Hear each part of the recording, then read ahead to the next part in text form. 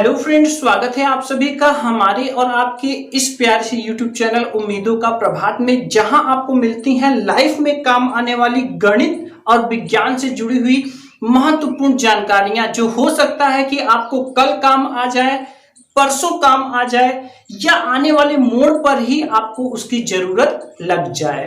Friends, कभी कभी क्या होता है कि हमें क्लास में, घर, बाहर कुछ इस तरह की प्रॉब्लम फेस करने पड़ते हैं, जैसे कि आप देख रहे होंगे बगल में क्वेश्चन दिखाई दे रहा होगा, ऐसे या फिर ऐसे, या फिर कैलकुलेटर में ही हम कैलकुलेट करते समय दशमलव के बाद ढेर सारे जीरो और कुछ अटपटी संख्याएं देखते हैं, वहां हमें कंफ्यूजन हो सकता है कि वास्तव में उसकी एक्चुअल वैल्यू क्या है। तो हमारा दिमाग जब कंफ्यूज होता है तो कहता है दशमलव, उफ, बड़ी कंफ्यूजन है। जी हाँ फ्रेंड्स, आज के इस वीडियो में आपके दशमलव से जुड़ी हुई सारी कंफ्यूजन दूर होने वाली है, इसलिए वीडियो को शुरू से लेकर एंड तक जरूर देखिएगा, जिससे आपको पूरी कॉन्सेप्ट क्लियर हो सके। तो चलिए शुरू करते हैं। देखिए, आज की इस वीडियो में हम लोग बात करेंगे दशमलव क्या है, इसकी जरूरत कब पड़ती है, इसके बेसिक कंसेप्ट क्या है और इसके एप्लीकेशन क्या है, यानी कि प्लस माइनस यानी जोड़ घटाना गुणा भाग, ये जो बेसिक मैथमेटिकल ऑपरेशंस हैं, इसको करते समय हम इन्हें कैसे यूज करेंगे। तो चलिए शुरू करते हैं। सब्सक्राइब कीजिए उम्मीदों का प्रभात चैनल को और बेल आइकन दबाना ना भूलें। तो आइए देखते हैं फ्रेंड्स कि दशमलव की जरूरत हमें कहां पड़ती है और इसका बेसिक कंसेप्ट क्या है।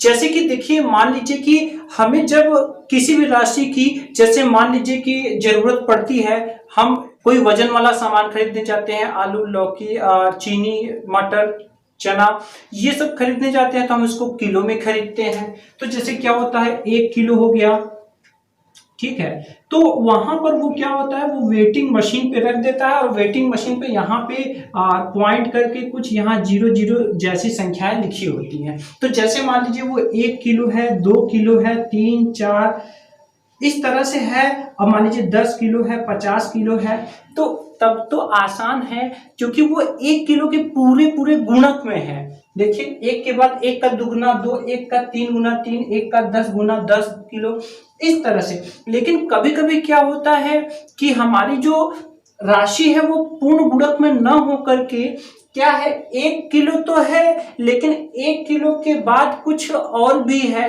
तो देखिए यहाँ पर क्या होता है, आप जब भी देखोगे जो इलेक्ट्रॉनिक वेटिंग मशीन होती है तो वहां पर इस तरह से करके ऐसे 0 लिखे रहते हैं, ऐसे 0 लिखे रहते हैं, इस तरह से 0 लिखे रहते हैं। अब वहां पर आप क्या समझेंगे इसका मतलब, तो जैसे देखिए, मान लीजिए कि आपने चीनी लिया, ठीक है, चीनी लिया, या फिर मान लीजिए आपने पपीता ही ले लिया। अब पपीता कितना है, यहां इस तरह से लिखा है, इस तरह से लिखा है, ठीक है। इसका मतलब हुआ 1 किलो, इधर का भाग केजी होता है और इधर का भाग क्या होता है, ग्राम होता है। क्यों? क्योंकि 1 किलो में 1000 ग्राम होते हैं। तो ये क्या करता है, इधर का जो पार्ट होता है वो 1 किलो को भी कई पार्ट में डिवाइड कर देता है, ठीक है। जैसे कि हम सुनार के यहाँ जाते हैं, अब सुनार के यहाँ जब हम जाते हैं तो हम कोई भी सोने या चांदी की वस्तु को खरीदते हैं या लेते हैं, तो वहां पर क्या होता है, 1 ग्राम का है मान लीजिए, तो वहां पर ग्राम के छोटे से छोटे भाग की भी बड़ी कीमत होती है। तो वहां पर जैसे मान लीजिए कि 1.5 ग्राम है, मान लीजिए कितना है, 1.5 ग्राम है, तो हमें 1 ग्राम यहां लिखना होगा और इसके बाद अब हमें आधा भाग और करना है। तो यहां पर हम क्या करते हैं, दशमलव के बाद जब हम 1 भाग लिखते हैं तो वास्तव में हमारा वो 10 भाग में बांटते हैं। हम ये 1 ग्राम जो पूरा पूरा है इसको हम बराबर 10 भाग में डिवाइड कर देते हैं।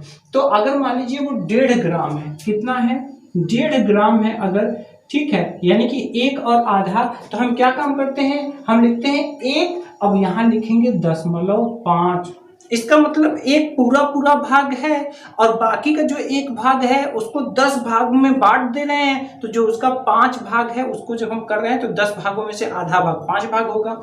इस तरह से यहाँ पर हो जाएगा। अगर मान लीजिए कि इसको हम और शुद्ध करना चाहते हैं, भाई 10 भाग तक हमने बांटा तो उसमें से 5 भाग ले लिया तो 1.5 ग्राम सीधा सीधा हो गया, लेकिन हम चाहते हैं उसको और शुद्धता तक मापना चाहते हैं, तो हमें क्या करना पड़ेगा, इस 1 ग्राम को अब हमें क्या भाग में डिवाइड करना पड़ेगा, 100 भाग में डिवाइड करना पड़ेगा। कहां डिवाइड करना पड़ेगा, 100 भाग में। तो जब हम 100 भाग में डिवाइड करेंगे तो मान लीजिए कि हमारा ये आता है 1.56 आ जाता है, तो यहां पर दशमलव के बाद 2 अंक तक होगा।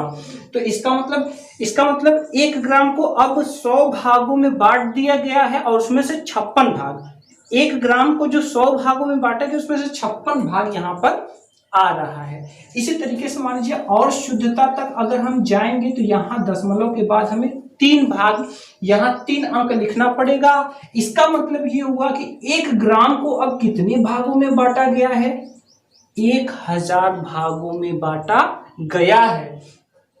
और अब इसका मान लेते हैं हम लोग कि ये आ रहा है 562, ठीक है। अच्छा, और अगर हम आगे बढ़ें तो यहां पर कितना हो जाएगा, 10,000 भाग, यहां कितना हो जाएगा 10,000 भाग। अब कितना हो जाएगा, यहां पे ये हो जाएगा 1 दशमलव, अब हमें 4 अंक लिखना पड़ेगा। और ये जो चारों अंक है ये वास्तव में कैसे आया है, 1 ग्राम तो था लेकिन अगली जो राशि थी वो इन दोनों के बीच में है, तो उसको हम लोग डिवाइड कर रहे हैं। तो जब 10 भाग में डिवाइड करेंगे तो मान लेते हैं हम लोग कोई वैल्यू मान लेते हैं 1.562 इस तरह से। वास्तव में जब आप सुनार के यहाँ जाते होंगे तो यहाँ पर कुछ इस तरह से उसके जो इलेक्ट्रॉनिक वेटिंग उसकी मशीन होती है वहां पे कुछ इस तरह से 0 0 और यहाँ पॉइंट लगा रहता होगा और फिर यहाँ पर भी 0 0 इस तरह से रहता होगा। तो यहाँ आप समझिए कि वो कितना उससे माप सकता है, 4 0 इधर 2 0 इधर। अब कितना, अगर ये 1 डिजिट है, अगर ये 1 अंक है तो वो 1 से लेकर यहाँ 9 ग्राम तक माप सकता है, 1 से लेकर 9 ग्राम तक। अगर ये दो डिजिट है तो वो 10 से लेकर कहाँ तक नाप सकता है, 99 ग्राम तक, ठीक है। तो आजकल जो मॉडर्न जो वेटिंग मशीन है वो इतना भी आ रहा है, पुराने वाले में आप यहाँ 3 अंक तक देख सकते हैं, यहाँ पे 3 अंक तक पुराने जो वेटिंग मशीन उन लोगों के होते थे रहते थे। तो यहाँ पर क्या ये 999 भाग तक माप सकता है। अब ये समझ रहिए 1 किलो के करीब में पहुंच गया, और इतना वजन का गहना आजकल हमारे मॉडर्न दुनिया में कौन पहनता है, इसीलिए ये चीज हटा करके अब यहाँ पर कर दिया है। यहाँ पर भी हम ये तो नहीं कर सकते लेकिन 99 ग्राम यानी 100 ग्राम तक जान सकते हैं। और 100 ग्राम वजन तो आप समझते ही हैं, 100 ग्राम आप चीनी वगैरह खरीदते होंगे, तो ये होता है। और यहाँ पर आगे जो होता है वो ग्राम का पूर्ण गुणक होता है, और पीछे क्या होता है, 1 ग्राम को भी कई पार्ट में डिवाइड किया जाता है। तो अब आपको कंफ्यूजन नहीं होगी। आप क्या काम करें, जितना आपको अनुमान लगाना है तो आप क्या करिए, दशमलव के बाद कम से कम अंक लीजिए तो आपको एक अंदाजा हो जाएगा। जैसे कि 1.5 ग्राम, अब 1.5 ग्राम अगर आप 1 ग्राम समझते हैं तो 1 ग्राम और उसका आधा भाग। और अब देखिए अगर 5 6 हो गया तो आप इसमें घबराइए नहीं, आप इसको कोई घबराने की जरूरत नहीं है। यहां पर क्या हो जाएगा, 5 के करीब में थोड़ा सा ज्यादा, यहां पर थोड़ा सा और ज्यादा, यहां पे थोड़ा सा, तो ये यथार्थता उसकी बता रहा है। लेकिन अगर आपको दिमाग से अगर उसका अनुमान लगाना है तो आप यहां पर इसको लगा सकते हैं। तो ये हो गया सुनार का, ये हो गया हमारा किलोग्राम का, दुकानदार का। अच्छा, एक चीज और है, ये तो हो गए दोनों हमारे दशमलव की जरूरत के लिए कि कहाँ जरूरत पड़ती है। जब हमें इकाई को भी कई छोटे भागों में डिवाइड करना होता है तो हम दशमलव लगा लेते हैं। अगर 1 अंक है तो 10 भाग, 2 अंक है तो 100 भाग, 3 अंक है तो 1000 भाग, 4 अंक है तो 10,000 भाग। यहां से हम लोग सुनार के यहां पहुंच गए और यहां से हम लोग दुकानदार के यहां पहुंच गए, ठीक है। अच्छा, दुकानदार के यहां क्या होता है, 1 किलो में चूंकि 1000 ग्राम होता है तो जब वो वेट करता है यानी कि जब वो नापता है तो देखिए क्या होता है, आगे का पूरा पूरा किलो में बताता है और पीछे का किस में बताता है, ग्राम में बताता है। किस में बताता है, ग्राम में बताता है। तो ये हो गया। अच्छा, हम लोगों को और दैनिक जीवन में सबसे ज्यादा जो किसकी जरूरत पड़ती है, रुपए पैसे की। किसकी जरूरत पड़ती है, रुपए और पैसे की। आप देखोगे कि कोई भी दुकानदार जहां पे आप सामान खरीदते हो, तो अगर मान लीजिए 5 रुपए का फेविक्विक स्टिक आपने खरीदा, तो वो ऐसे लिखेगा 5.00। ऐसा वो क्यों लिखता है, क्योंकि उसको क्या करना है, टोटल करना है। उसको क्या करना है, टोटल। जैसे मान लीजिए कोई और वस्तु आपने खरीदा और वो है कितना, मान लीजिए जैसे 7.5 रुपए का है। अब 7.5 रुपए का है, तो यहाँ वो रुपए लिखेगा और यहाँ पे क्या लिखेगा, पैसे। यहाँ एक चीज ध्यान दीजिए, जो रुपए पैसे वाला हिसाब होता है वो 0.2 अंक तक ही होता है। ऐसा क्यों होता है, क्योंकि 1 रुपए में 100 पैसे ही होते हैं। 1 रुपए में कितने पैसे होते हैं, 100 पैसे। यानी 1 रुपए को 100 भागों में डिवाइड किया जाएगा, तो 100 भाग के लिए 0.2 अंक तक ही हमें लेना होता है। तो इस तरह से अब यहाँ पर जैसे आपका जो पूर्ण गुणक हो, जैसे मान लीजिए 512 रुपए का कोई सामान है, लेकिन यहाँ है 67 पैसे, तो इधर का तो सीधा हिसाब है, लेकिन पैसे वाला पार्ट इसमें चला जाएगा। आपको ये चीज विशेष रूप से ध्यान रखना होगा, समझने के लिए, अनुमान लगाने के लिए, कि यहाँ जो 1 रुपए होता है उसका ये बहुत ही छोटा भाग होता है। क्या होता है, बहुत ही छोटा। इधर बड़ा नहीं होता, दशमलव के बाद हमेशा छोटा होता है।